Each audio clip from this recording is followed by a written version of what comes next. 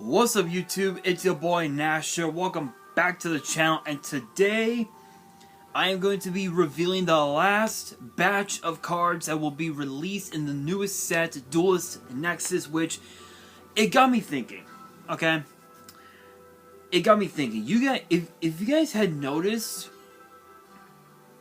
with the Arc 5 era, with Arc 5 variants and obviously the last era that we had, the last era of Yu-Gi-Oh, the first set always starts with Duelist. It's always a green set. I'm under the impression that Cyberstorm Access might have been the last set of the previous era of Yu-Gi-Oh, and I'm thinking Duelist Nexus might be the first set of the new era of Yu-Gi-Oh, which I could be wrong, but I believe that was what they were aiming for. But with that being said, the new batch of cards includes a brand new spellcaster, which honestly, looking at the effect, might work with Dark Magician if it's possible, which I don't think it does, but we will have to see. But we also have some brand new Altergeist support, a new Charmer card, a new Dark World card, and just more new cards in general. And I think that was all of them. I'm gonna have to take a look. Give me 1 second, you guys.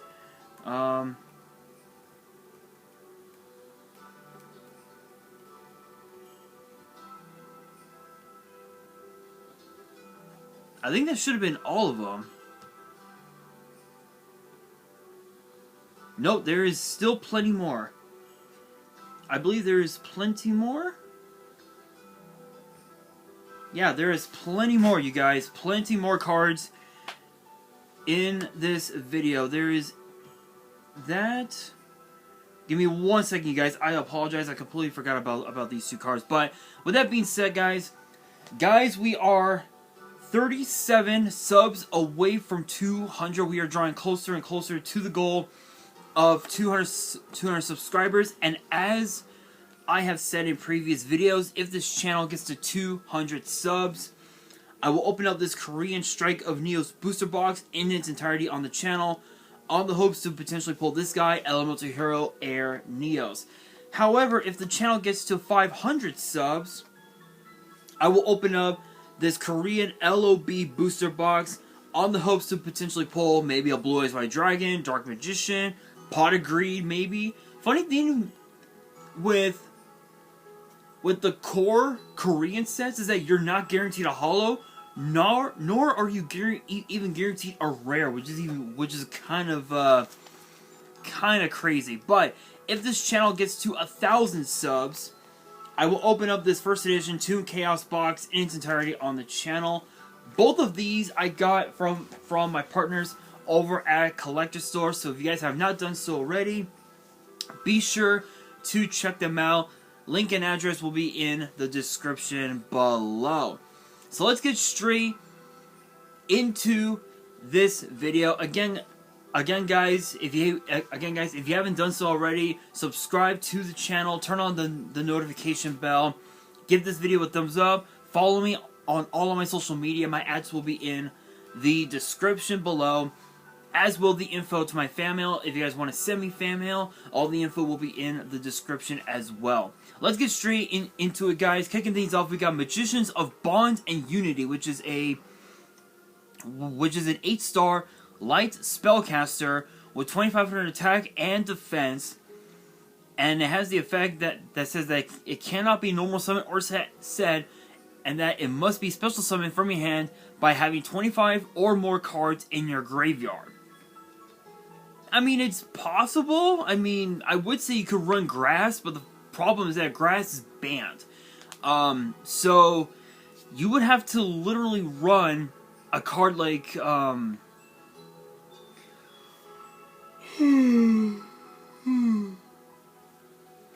excuse me, you would have to run something like Magical Merchant or something like that in order to play this card. But the effect reads: that it gains 2,500 attack and defense while your opponent has 25 or more cards in their grave. So it basically just so its attack is basically doubled.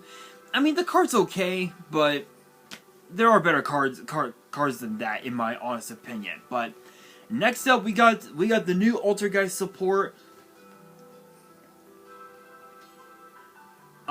Kicking things off with the new Altergeist cards, we've got Altergeist Malwisp, which is a 3-star light spellcaster tuner with 1,500 attack and 0 defense, and both of its effects are once per turn. And the first effect reads, if this card is added to your hand, except by drawing it, you can special summon it. So, it has a Cyber Dragon effect, which is pretty good. It does give you access to gain board presence over your opponent, but it depends on what this card's second effect is, and looking at it, it might help out, because the second effect reads, if this card is normal or special summon, you can target one Altergeist monster in your grave, except this card, special summon it in defense, but it cannot activate its effects this turn.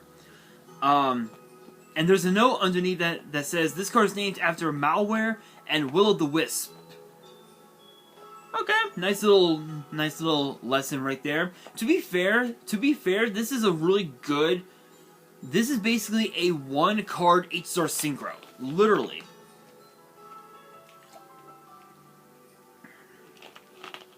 It's a 1-card synchro, which is really insane. This can basically help you go into Stardust Dragon, into whatever synchro that you may have at your disposal. You could even also, if you have enough materials, you can go into Baron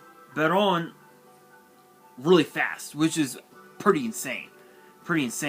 To be fair though, I've never worked with Altergeist before. I never got the chance to, because I don't have I literally don't have any of the cards to build it, unfortunately. But I heard that Altergeist actually dominated the meta when it was first released. But with that being said, guys, next up we've got Altergeist Perrin what? Wait, what? Perinetrator. Perinetrator, I believe is how it's pronounced. Which is a 1-star fire spellcaster with 500 attack and 300 defense, and it says that you can use... Okay, so the second and third effects are once per turn. The first effect reads that this card can attack directly. Okay, so it can just bypass your opponent's board and just bitch slap them for 500. Not bad. Not bad at all. Second effect reads, when this card inflicts battle damage to your opponent, you can draw 1 card. I mean, you're gaining card advantage over your opponent, so that's pretty cool. The third effect reads, if this card is sent from the field to the grave, you can send 1 Altergeist card from your hand, deck, or face of field to the grave, except this card. Excuse me. So if you were to choose from the deck, it would basically be a Foolish Burial, which is not bad. It's not bad. It'll give you access to resummon that monster from your graveyard and just link summon into like a I don't know, like a Appaloosa, or perhaps even an Axico target, depending on what your board looks like. That's actually pretty cool. Again, I've never worked with Altergeist before, but still, the deck was pretty busted back in the day. I think Multi-Faker now is back up at 3, I think. So Altergeist could potentially come back into the meta, which is possible, but they would need a little more support in order for the deck to truly be meta once again. And there's a note underneath that says, this card's creature name appears to be Peri, a winged spirit from Persian mythology, along with Penetrator.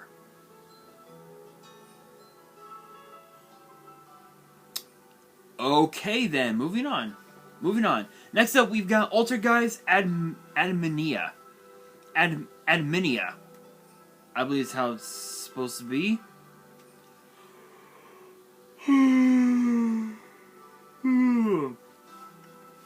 excuse me, which is a Dark Spellcaster Link 4 with 3,000 attack, and its arrows are top, bottom, left, right. And it requires 2 or more Altergeist monsters, and both of its effects are once per turn. The first effect reads, if this card is Link summoned, you can set 1 Altergeist trap directly from your deck. Second effect reads, once while face up on the field during the main phase, as a quick effect, you can send 1 card you control to the grave, then target 1 effect monster your opponent controls, take control of it, and if you do, it's treated as an Altergeist monster. This is basically Snatch Steal. That's all this is. This is basically Snatch Steal in a Link monster. Not much else to say about that, except that's pretty nasty. That's a pretty nasty card. And now for the last Altergeist support card, we have Altergeist Revitalization. I believe I'm saying that right, but it's a normal trap that in which both of its effects are a hard once per turn, meaning it says that you can only use the effects once per turn and only once that turn. So the first effect reads, target 1 Altergeist Link monster in your grave, special summon it. Second effect reads, you can banish this card from your grave. Immediately after this effect resolves, normal summon 1 Altergeist monster.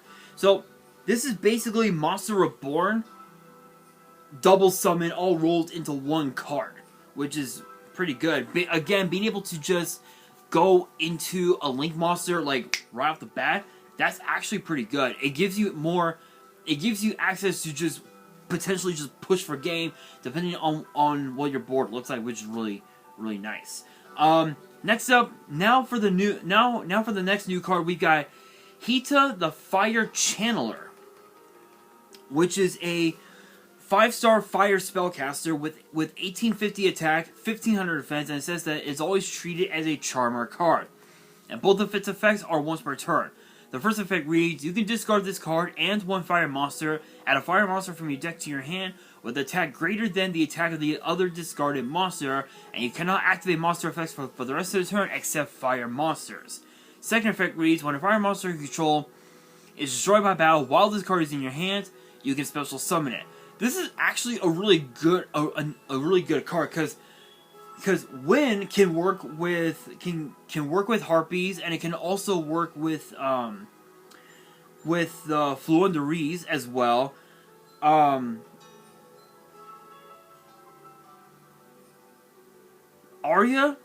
the Water Charmer, I believe is her name. She can work well with sharks and as well as Fluenderies because Fluenderies, they also run water. I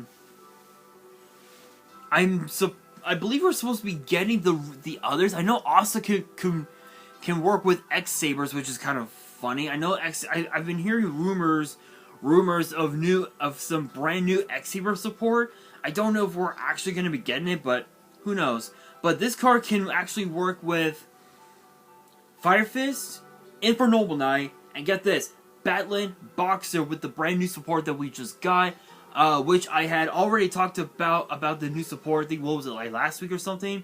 So if you guys haven't checked that out, definitely check it out. So that's pretty cool. But this one, I'm looking forward to this next card because we know that what was it, last year? Yeah, last year we literally got the brand new Dark World structure deck with a brand new fusion, a couple of new spells and whatnot. And we know that we're going to be getting a brand new fusion for Dark World in the upcoming Battles of Legends set, which I believe they're calling it Monstrous Revenge. And now we have another new spell that I believe was seen in the anime, and it's known as Dark Corridor. And the effect reads, add 1 Dark World monster from your deck to your hand, then discard 1 card. This is essentially Rhoda. This is essentially like Rhoda. This card is nuts. You're adding probably some of the best Dark World monsters in the format, and Dark World could potentially have the potential to come back into the meta. And what I mean by that is with the new Dark World support that we got, it has the potential to top YCS events, maybe even like regionals for all we know. And I'll show you guys my deck. I know I did the deck profile not like a long time ago, but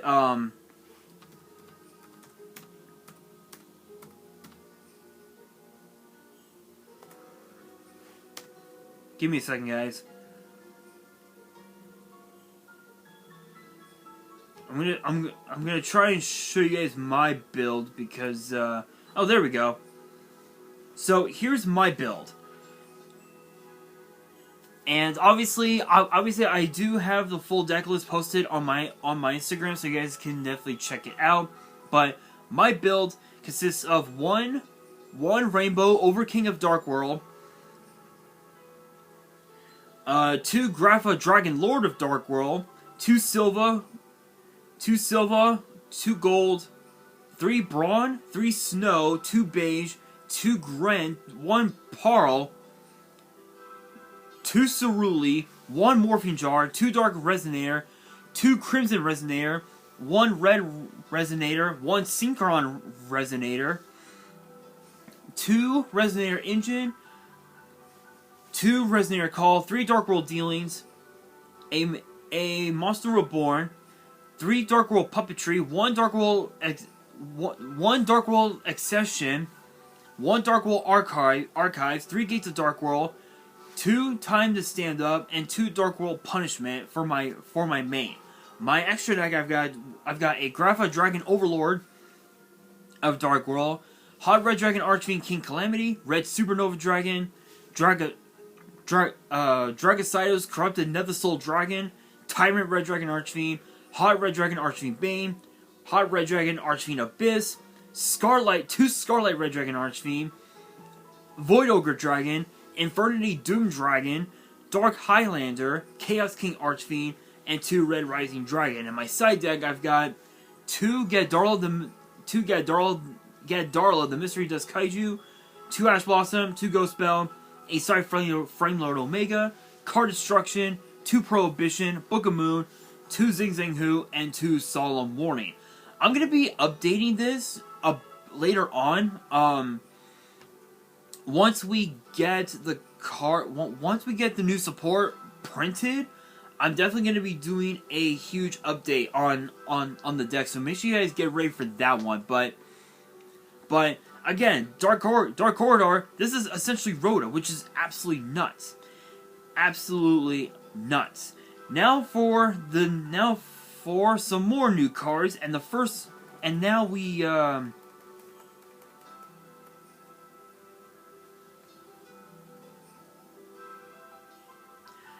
okay, so we do have a bunch of new cards, but I'm gonna really quickly go through all of them. So give me a second, guys. We have there's a lot of cards to talk about, you guys, and a lot of cards. If my laptop will actually go, because my laptop is slow as fuck. Thank you. So we have some brand new Rescue Ace support again. All new cards include a couple of new Rescue Ace support cards, and the first one, I swear this laptop is just so slow, is Rescue Ace Preventer, which is an 8-star fire machine, 2800 attack, 2800 defense, obviously, and all three of its effects are 1 per turn. The first effect reads: you can banish 1 Rescue Ace card from your grave, special summon this card from your hand. Cyber Dragon, plain and simple. Again, the Rescue Ace support. I'm just gonna be real. The deck sucks, honestly, but it could come up at a YCS level at some point, but who knows.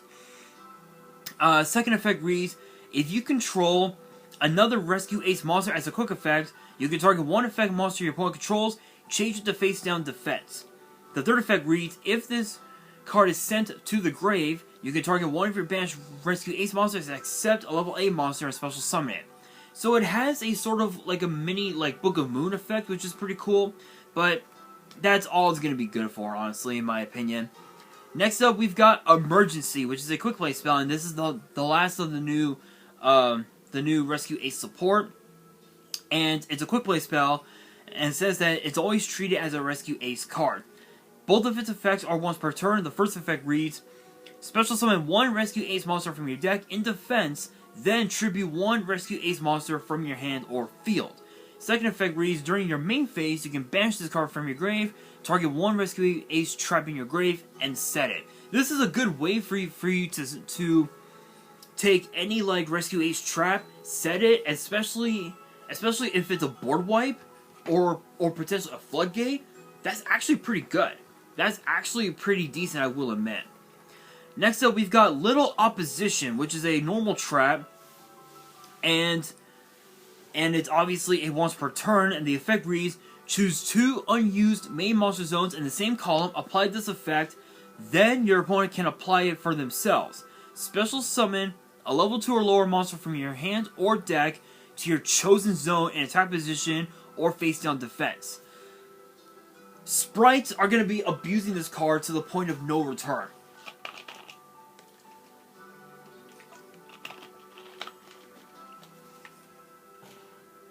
Sprites are going to be using this card and just abusing it, and I'm pretty certain this card might end up getting banned at some point, which is very, very, very possible. Very, very possible. Next up, we've got Agnimal Candle, which is a 4-star Fire Pyro tuner with 1700 attack and 0 defense. And the first effect is a once per turn. The first effect reads, if this card is added to your hand except by drawing it, you can special summon it. Cyber Dragon effect, plain and simple. The second effect reads, once per chain, up to thrice per turn, if a monster is sent to your grave, you can increase or reduce this card's level by 1. Oh my god, this card is essentially a 1-card bet on. Holy shit, that's pretty good. That's pretty good. I think Stardust could also run this card if I'm not mistaken. I could be wrong, but I believe so. We got quite a few cards to talk about. Holy shit. Next up, we have Click and Echo, which they're basically a pair of dolphins, basically. 2-star Water Sea Serpent, 300 attack, 2100 defense. And it says that it cannot be used as material for Refusion, Synchro, or Xyz summon, and can only use the second effect twice per turn. The first effect reads, this face-up card on the field cannot be tributed. Okay, to be fair, it is a sort of a protection of sorts, but it can still be destroyed, which is kind of odd. Second effect reads, if this card is sent to the grave as link material, special summon it to the summoning player's opponent's field in defense. It's a kaiju. Third effect reads, if this card was special summoned by its second effect, you must keep your hands revealed. It's basically a kaiju, but your opponent is gonna literally know what you're playing. That's pretty, I gotta admit, that's actually kind of cool, but it's kind of weird at the same time. Alright you guys, next up, we have Uruka the Magic Star, which is a 4-star Wind Beast with 1500 attack, 400 defense, and both of its effects are once per turn. The first effect reads, when a monster you control leaves the field by an opponent's card effect and no other cards, you can banish this card from your hand or grave, special summon that monster if it's banished face up or in your graveyard. Otherwise, special summon this banished card. Okay, so it's essentially DDR. It's essentially DDR on a 4-star body, which isn't too bad, but the second effect is where it gets really interesting, because it says, if this card is special summoned, you can make it gain 1500 attack until the end of the turn. So it's essentially a Blue Eyes White Dragon on a 4-star normal summon. Which you can normal summon it. Excuse me. But for the most part, you're just gonna end up just banishing this card and just re-summoning it, which is pretty nuts. There's a note underneath that says could be Wolka, as in wolf and plus lycanthrope, but throw a dart. That's actually pretty funny. That's actually a pretty funny one. Next up, if I'm able to get to it, I believe the next one is, yeah, Pod of Greed. Not Pot of Greed, not as in P-O-T, no, Pod as in P-O-D of Greed. Which you would think it would be a spell or a trap card. No, it's a fucking monster. As in a 3-star Earth Rock Flip Effect monster with 700 attack, 800 defense, and the effect is a once per turn. Which is a flip effect, it says apply these effects in sequence. Excavate cards from the top of your deck up to the number of cards your opponent controls. Add 1 excavated card to your hand and send the rest to the grave. Send monsters from your extra deck to the grave up to the number of monsters special summon from the extra deck your opponent controls. Don't get me wrong, the effect is pretty neat because it kind of acts like a pot of duality of sorts. The biggest problem is that you would need to literally run 3, not 1, not 2, but 3 pots of avarice to take your extra deck monsters and put them back into your extra deck. Which I guess is kind of okay, but it's decent. It's a decent effect. There's a note underneath that says we'd usually translate this as jar or pot as per dice jar and pot of the forbidden, but there's already a pot and jar of greed, so we're sticking with pod. To be fair, I mean, it could come up as that in the TCG, but who knows? Who knows? Only time will tell. We have 1, 2, 3, 4, 5, 7 more cards to talk about in this video, you guys. So let's get straight into it with the first of 7, of the final 7. First up is Eternal Ice Grave,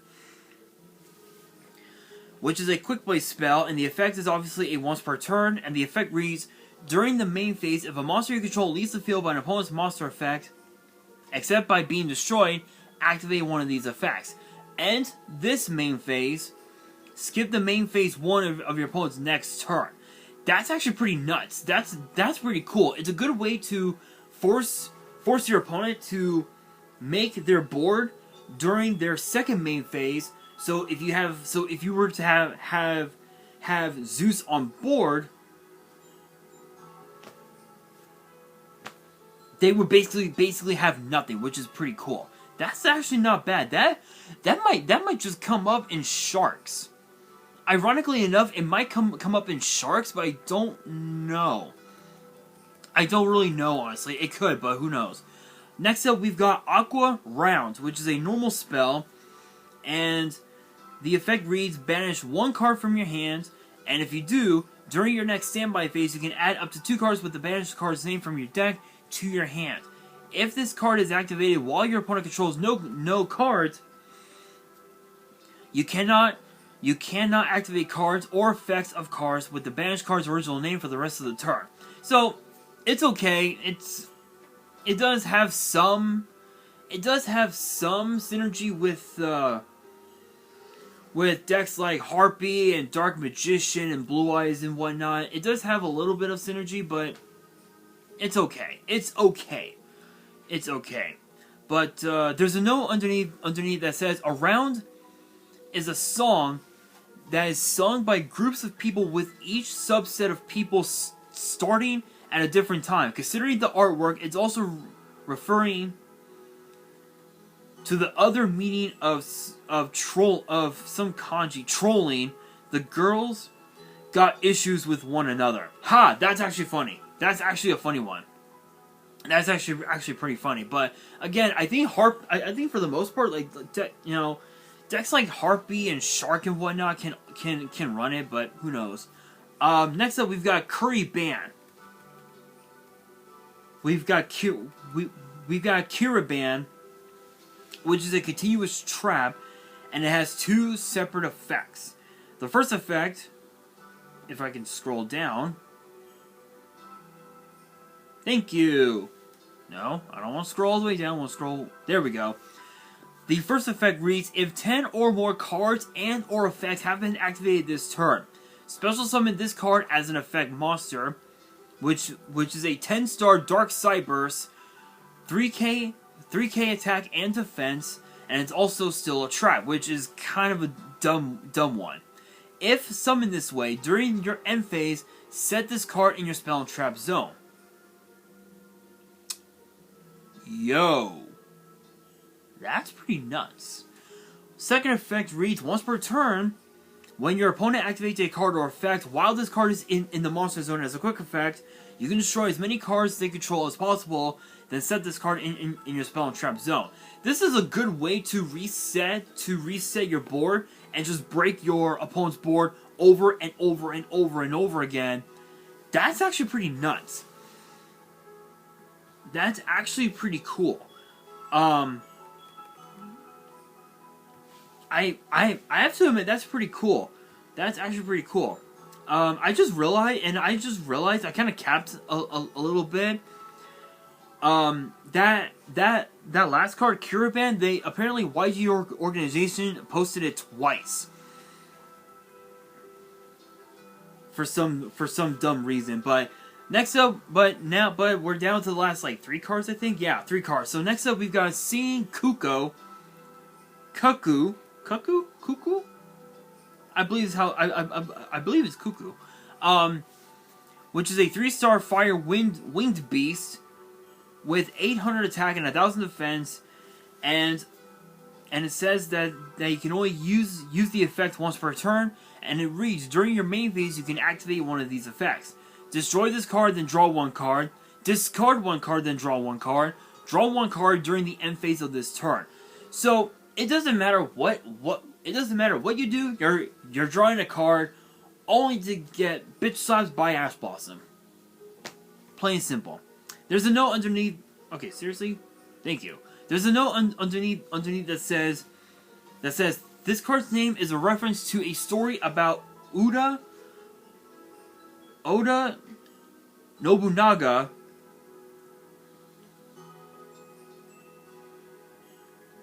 Toyomoto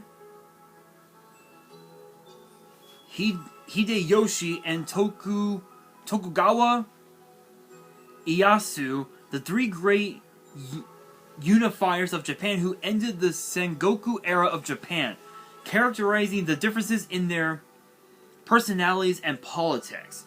I completely butchered the name, but funny thing is that I just saw an anime called Nobunaga Teacher's Young Bride, I believe is the name. And it actually featured this just a little bit, so it's kind of funny. But let's see, what does it say? Nobunaga, Hideyoshi, and Tokugawa were watching a cuckoo bird, waiting for it to sing, but the bird wouldn't sing. Nobunaga says, little bird, if you don't sing, I will kill you. I know I shouldn't have said that word, but that's what it says. Hideyoshi says, little bird, if you don't sing, I'll make you sing. Then Tokugawa Ieyasu says to the bird, little bird, if you don't sing, I will wait for you to sing. So it's kind of funny. So it's kind of interesting because with Nobunaga, he does things violently, and the effect of Sengoku says, destroy this card, then draw one card. Hideyoshi forces things, meaning you have to discard a card, and then the last one, which is Tokugawa, just simply waits, meaning you wait until the end phase and then draw a card. That's actually kind of funny, but it's a good way, with this card, it's a good way to either break your opponent's board, treat this card as a Dark World Dealings, or you just wait and draw a card, which is not too bad. Pretty interesting, I must admit. But still, that's a nice little history lesson right there. But next up, we've got Nightmare Magician, which I believe, if my laptop will actually go, I believe this is part of the new Illusionary. Yeah, I thought so. This is part of the new illusionist archetype, which again, Nightmare Magician is a 7-star Dark Illusionist. Never thought we would ever get a new monster type. That's so weird. With 2,500 attack, 2,000 defense, and it has 3 effects. The first effect reads, monsters cannot be destroyed by battles involving this card. That's, I mean, that's not too bad. I mean, it's kind of okay, I guess. The second effect reads, at the end of the damage step, if this card battled an opponent's monster, you can take control of that opponent's monster. It's Goyo Guardian, basically. The third effect reads, once per turn at the start of the damage step, if another monster attacks, you can destroy one card on the field. And there's a note underneath that says, the kanji literally reads, Magician of Glamour or Perplexity. That's pretty cool. But again, Goyo Guardian with a sort of like an MST trap hole like effect. That's not bad. Again, the new monster type is so new to us. We don't know much about it, but excuse me. But the very last card to talk about from Duelist Nexus is, well, Duelist Genesis, which was actually the name of the first core set of the 5Ds era, and it's a normal spell that reads, if you have a tuner on the field or in your grave, add a synchro spell trap from your deck to your hand.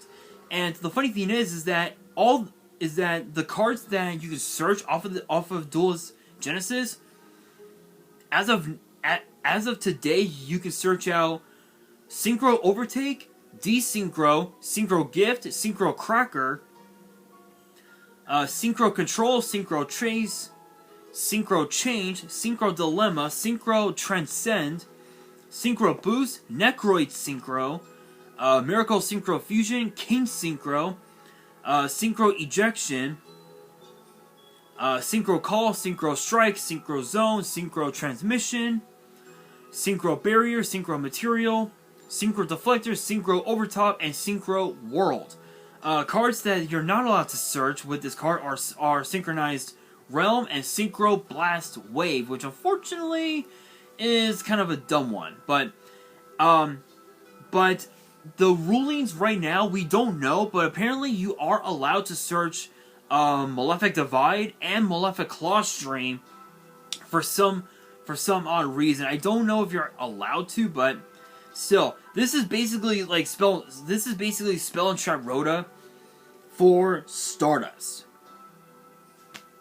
Not much else to say about that. But guys, that's it. Duelist Nexus. That is Duelist Nexus. I've been talking about this set, all the cards in this set for the last few months.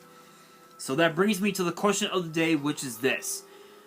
Based on all the cards that I've talked about in the last few months, how would you rate Duelist Nexus on a scale of 1 to 10, and why? Let me know down in the comments below, and that will do it for today's video. Hopefully you guys enjoyed. If you did, make sure you guys smash that thumbs up button. If you guys are new to the channel and you guys want more new card discussions in the future, which get posted every Tuesday and sometimes on Wednesdays and weekends, make sure you guys subscribe to the channel, turn on the notification bell, And follow me on all of my social media. My ads will be in the description below, as will the info to my fan mail. It will also be in the description as well. And on that, this is your boy Nash, signing out.